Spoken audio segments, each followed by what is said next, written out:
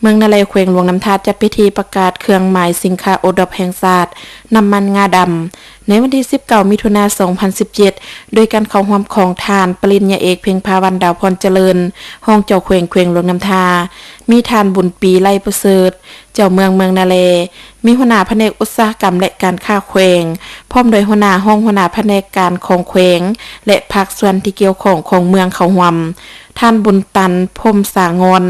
หัวหน้าโครงการอุตสาหกรรมและการค้าเมืองนาเลได้รายงานการจัดตั้งปฏิบัติแผนพัฒนาเศรษฐกิจสังคมภายในเมืองนาเลประกอบมี72บ้านได้แบ่งออกเป็น13คุมบ้านมี 4,518 ครัวเรือนมีประชากร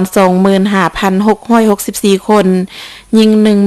13,032 คนประกอบมี2ชนเผ่าคือลาวลุมและกึมมุเมืองนาแลจึงได้ประกาศผลิตภัณฑ์น้ำมันงาดำธรรมชาติในเมื่อก่อนประชาชนเคยปลูกใส่ให้เข้าเพื่อนำมาบริโภคและจนมาฮอดระยะแห่งการเปลี่ยนแปลงใหม่ทางภาครัฐจึงมีนโยบายการผลิตภัณฑ์เป็นสินค้าเพื่อลบล้างความทุกข์ยากของประชาชนเทอละกาวมาฮอดปี 2005 แขวงหลวงน้ำทาจึงได้นำเอาโครงการ RDMA ของประเทศเยอรมันสมทบกับแผนกที่เกี่ยวข้องของภาครัฐมาส่งเสริมและให้ทุนช่วยเหลือในการปลูกพืชและเลี้ยงสัตว์มาฮอดปี 2009 โครงการได้นำเอาเครื่องบีบน้ำมันงาดำแบบปฐมประทานโดยการใส่แห้งดันเฮ็ดให้ยุ่งยากและใส่ค่าแรงงานสูงเมื่อนึงผลิตได้2-3 ลิตรต้องใส่งาดำ 4-5 กิโลสามารถสร้างรายได้ 3-5 ล้านกีบต่อปีหลังจากนั้นโครงการได้นำเอาเครื่องจักรบีบน้ำมันงาที่ทันสมัยเข้ามาช่วยเห็นว่าได้รับผลดีหลายขึ้นสามารถผลิตได้ 50-80 ลิตรต่อเดือนและต่ำสุดประมาณ600-800 ลิตรต่อปี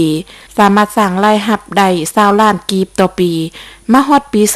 2016 ได้มีวิสาหกิจเจริญการค้า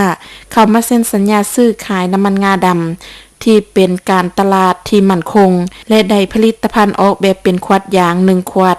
ประมาณ250ซีซีพร้อมนั้นน้ำมันงาดำยังได้รับรองจากการวิจัยของกรมอาหารและยาอย.เลขที่2560และน้ำมันงาดำยังมีคุณประโยชน์หลายอย่างเช่น